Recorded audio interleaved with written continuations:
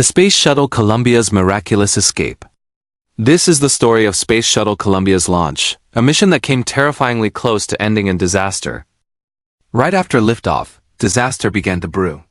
Fuel started leaking from the right engine, and just 5 seconds later, a critical electrical system failed, knocking the engine's control computers offline. Completely unaware of the unfolding crisis, the crew pressed on, spending the next 8 minutes perched on the edge of catastrophe. Then, in the middle of the climb, the shuttle ran out of liquid oxygen. Columbia had suffered 2 major failures that should have doomed the flight. But in an incredible twist of fate, those 2 problems collided in just the right way and ended up saving the mission.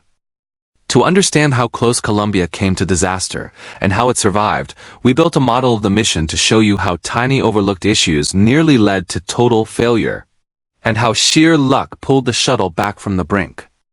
Why this mission was so dangerous. To grasp the danger, we need to look inside the shuttle's payload bay. Columbia was carrying the Chandra X-ray Observatory, the largest and heaviest payload ever launched by the shuttle. It pushed the shuttle beyond its weight limit. To compensate, NASA had to cut weight. The crew was limited to 5 members. A lighter external tank was used, and all 3 main engines were swapped for lighter models.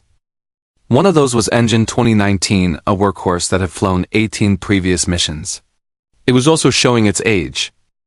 Tiny cracks had started forming in some of its liquid oxygen posts, slender pipes that feed the oxidizer into the combustion chamber. A failure in just one could destroy the engine and the entire shuttle. Instead of replacing them, NASA simply deactivated the affected posts by inserting small metal pins to block the oxygen flow. This shortcut avoided lengthy repairs, but created a new risk. The pin that nearly destroyed everything. At ignition, one of those metal pins came loose. It shot into the combustion chamber at over 30 meters per second. It ricocheted violently inside and punctured the engine nozzle, a fragile structure made of over 1,000 ultra-thin pipes that circulate supercooled liquid hydrogen to keep it from melting. The pin ripped through 3 of those pipes. Hydrogen started pouring out. If just 2 more tubes had ruptured, the nozzle would have melted, triggering a cascading failure that could have obliterated the shuttle. But none of the shuttle's sensors detected the leak. They only noticed that the combustion chamber pressure had dropped. To compensate, the onboard computers pumped in more liquid oxygen, unaware they were feeding a damaged engine. Now, the shuttle was burning through its oxygen at a dangerous rate and risked running out before reaching orbit. An unrelated failure saves the day. At the same time, a completely separate electrical fault occurred. A power cable, slowly worn down over many flights, had been rubbing against an over-tightened screw. Just 5 seconds after launch, the exposed wire sparked against the screw, short-circuiting the system and disabling several instruments. Inside the cockpit, warnings exploded across the dashboard. One even suggested a fuel cell issue.